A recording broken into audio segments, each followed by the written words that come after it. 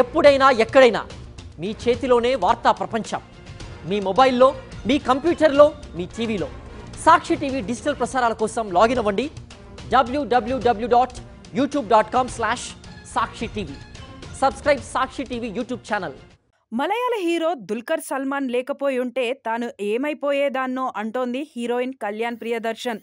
తనకు ఏ అవసరం వచ్చినా, ఎటువంటి సలహా కావాలన్నా ఎప్పుడూ తను అందుబాటులో ఉంటాడని చెప్తోంది.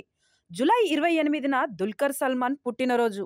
ఈ సందర్భంగా కళ్యాణి సోషల్ మీడియా వేదికగా హీరోకు బర్త్డే విషెస్ చెప్పింది. ప్రియమైన డి, ఏటా నీకు సోషల్ మీడియాలో కాకుండా నేరుగా ఓ పెద్ద మెసేజ్ పంపుతాను. కానీ ఈసారి మన కలల ప్రపంచానికి సంబంధించిన మూవీ గ్లింప్స్ అందరితో షేర్ చేసుకోబోతున్నాం. అందుకే ఈ పోస్ట్ అని పేర్కొంది. నిజ జీవితంలో, సినీ ప్రపంచంలో నువ్వు కన్నా ప్రతి కళ నిజం కావాలని మనస్ఫూర్తిగా కోరుకుంటున్నాను. 5 ఏళ్లుగా నాకు ఏ సలహా కావాలన్నా ఫస్ట్ ఫోన్ నీకే చేస్తాను. అంతలా నాకు సపోర్ట్గా నిలబడ్డందుకు థ్యాంక్ యూ అంటూ రాసుకొచ్చింది. నువ్వు లేకపోయుంటే నేనేమైపోయేదాన్నో నాకే తెలీదు.